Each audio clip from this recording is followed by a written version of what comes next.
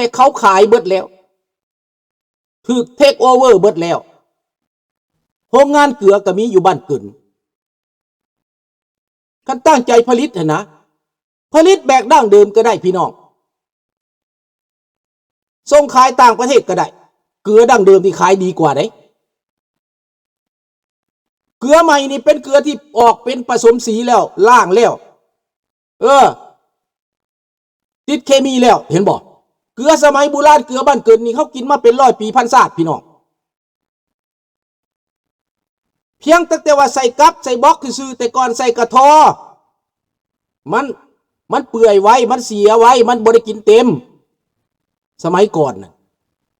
เอาใบตองใส่แล้วก็ใส่กระทอเกลือหั่นน่ะแต่สมัยก่อนถ้าเขามีกั๊บมีบล็อกใส่มันก็บ่เสียงั้นบ่ล่ะ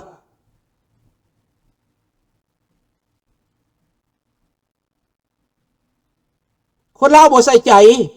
นะลุงบ่แม่นแต่จดบันทึกดอกทุกสิ่งทุกอย่างบ่เข้าใจทุกคู่มือนี่คนคู่มือนี่อยู่แบบผิดเด้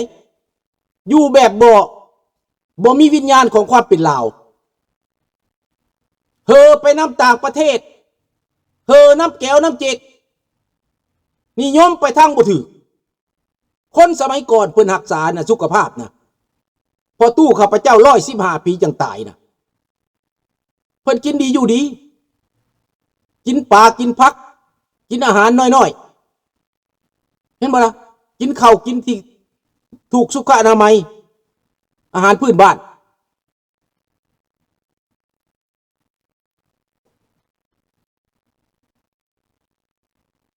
นี่แหละ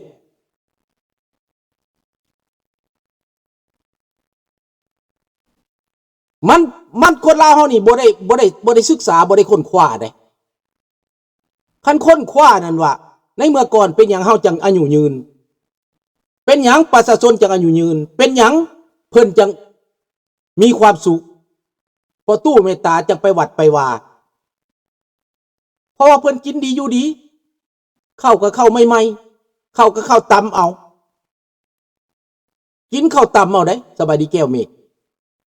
ข้าพเจ้ายังตำเข่าได้สมัยยังน้อยได้ไปตำเข่าซอยเมตู้ตำคุกนี่แหละบาดมาค้นคว้าทุกมือนี้เข้าตำมันนะพี่น้อง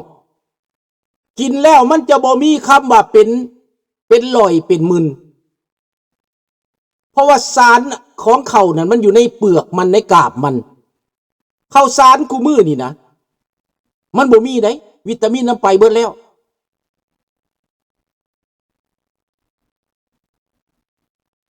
เฮายังหูจักว่ารัฐบาลมันเป็นโจรเป็นหุ่นถ้าคนลาวบ่ไปเป็นทหารให้มันก็บ่มีทหารถ้าคนลาวบ่ไปเป็นตำรวจให้มันก็บ่มีตำรวจทหารเฮ็ดบ่ถือกระท้อนโตตำรวจเฮ็ดบ่ถือกระท้อนโตตำรวจทหารพากันมาต่อสู้บาดนี้นะคนลาวต้องลุกขึ้นทหารกระจมตำรวจกระจมแล้วพวกเจ้ากระเบิงมั้ยเขาใส่ไปยามบ้านจีนมาขุดเอาคำโจรมาปุ้นซาดแต่เจ้าไปยามมันไปปกป้องชีวิตมันไปรักษาความสงบให้มันประชาชนที่เป็นหยังกะยาพวกเจ้าก็เบิ่งดูเบิ่งตรงกันข้ามดู yes เขา take over everything เขาเอาทุกสิ่งทุกอย่างไปจนหมดแล้ว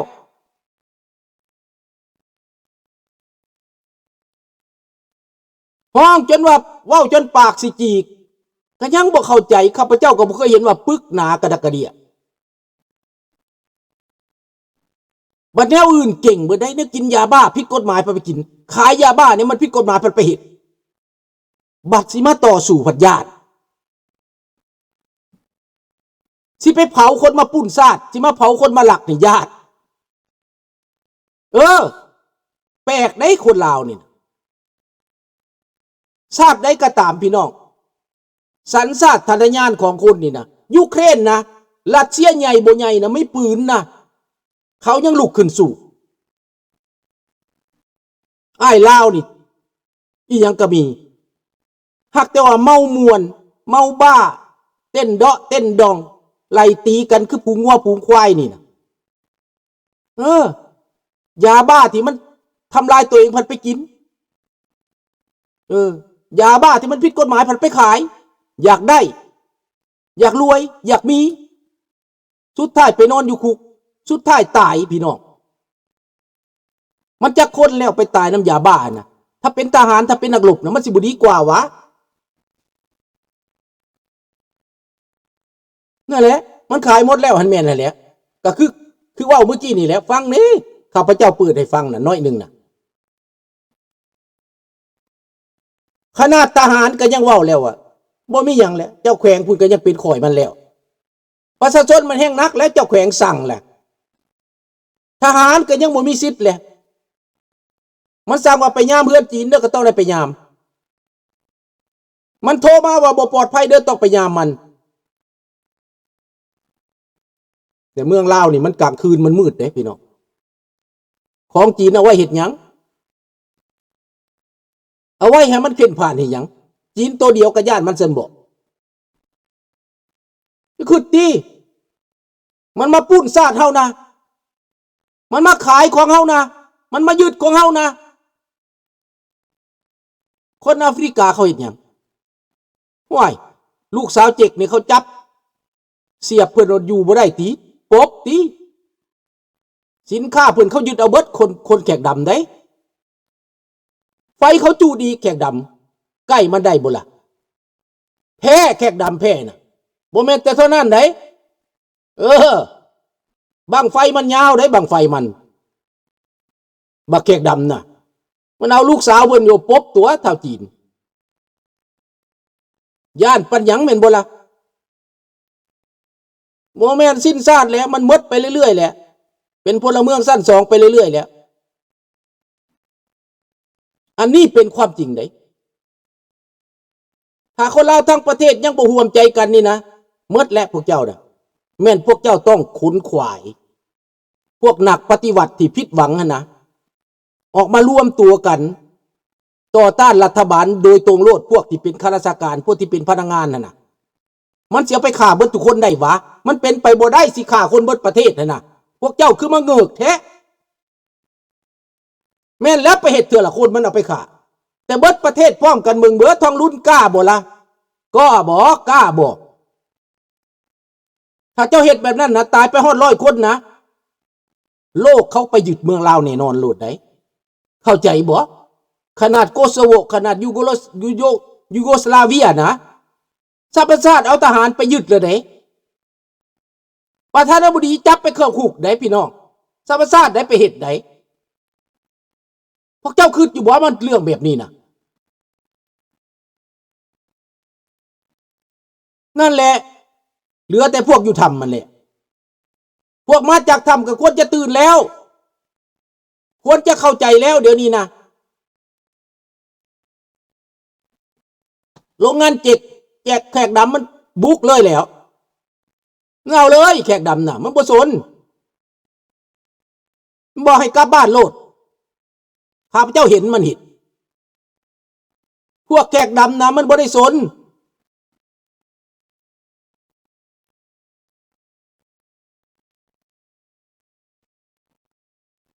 บ่เกี่ยวกล้องวงจรเขาก็ตัดออกกล้องวงจรปิดคนก็ติดตั้งมันสิเก่งหลายปานใดถ้าว่าการต่อสู้จะสิว่าการต่อสู้บ่ลาวแดงมันต่อสู้กับพระจักรลาวมันเฮ็ดหยังมันนั่นแหละแฮกจูดวอดวายเบิดโรงเรียนโรงหมอมันจูดเบิดขัวทางมันระเบิดทิ่มเบิดนายครูมันก็จับไปฆ่าลาวแดงมันเฮ็ดแต่เฮาน่ะบ่อยากพูดดอกบ่อยากให้ฆ่าคนแต่ว่าเจ๊กที่ว่าปุ่นซ่านเฮาจูดของมันอันนี้เฮ็ดได้พี่น้องชอบทำพี่น้องเพราะเจ้ามายึดของข่อยเจ้ามาดินให้ดินนาข่อยบ่แม่นปลุกระดมความรุนแรงได้นี่ไดมาก็เจ้าดินให้ดินนาข่อยเด้ข่อยปกป้องข่อยเองน่ะ self defense นะอันนี้น่ะพี่น้อง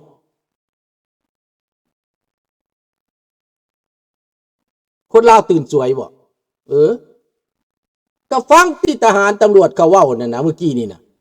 ทหารได้เว้าขนาดทหารก็บ่มีประโยชน์แล้วเจ้าเมืองเจ้าแขวงพุ่น ไปหับไส้เขาสั่งลูกน้องไปยามจิกพุ่น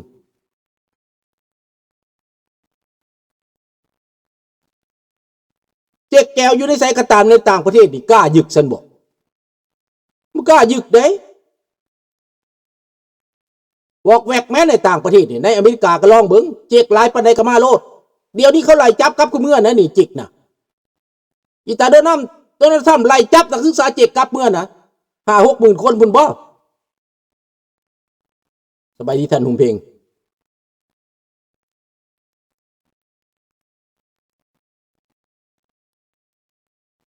คันว่าเล่าขี้ขาดตาขาวปัดเครียดเป็นบ่ลิงน้อยมันก็แม่นความเขาแหละ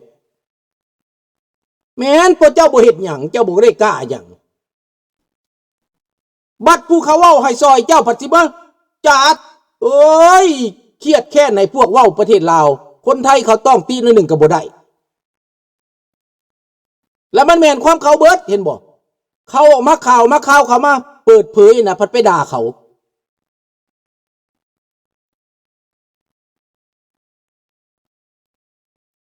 ปัญญาบ่เท่าหางอึ่งบ่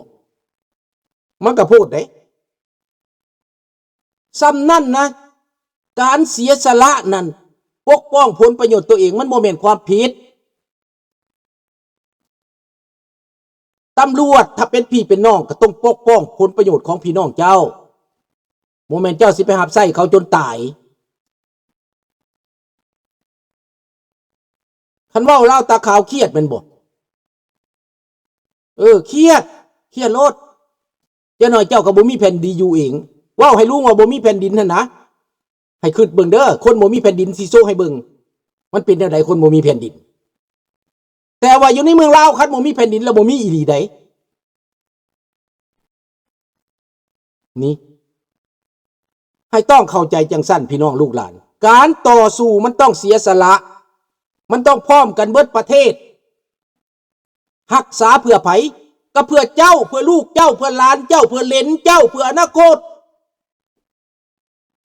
ลุงสุนทรานี่ก็เว้าเพื่อพวกเจ้าเว้าเพื่ออนาคตพวกเจ้าเว้าเพื่อการกินดีอยู่ดีอนาคตเว้าเพื่อประชาธิปไตยเว้าเพื่อความจริง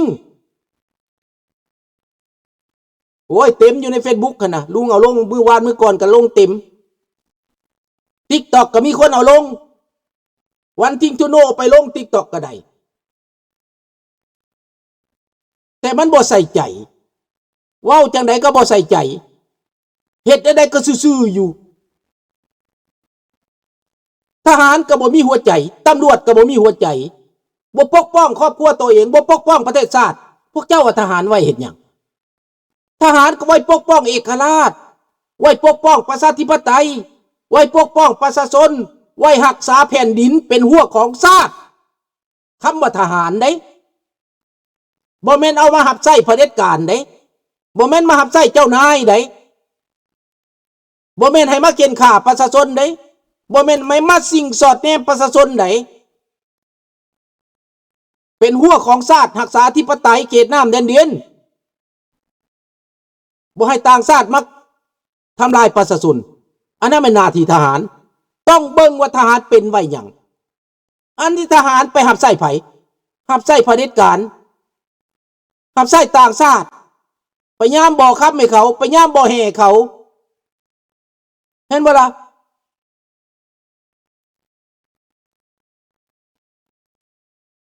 ทหารอเมริกาเขาเห็นหยังเขาบ่ได้มาไล่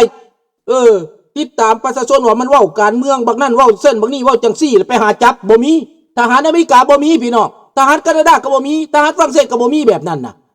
มีแต่ทหารลาวแหละไปซอกเรื่องคนทหารลาวเป็นสืบให้พรรคให้รัฐพรรครัฐแม่นไผล่ะแม่นไผพรรครัฐน่ะเห็นบ่ตำรวจเฮ็ดหยัง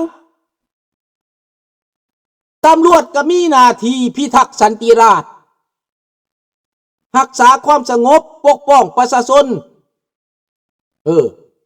ปราบปรามขโมยเล็กขโมยน้อยปราบปรามขโมยใหญ่ปราบปรามการค้ายาเสพติดปราบปรามคนขี้ลักปราบปรามระเบียบเรียบร้อย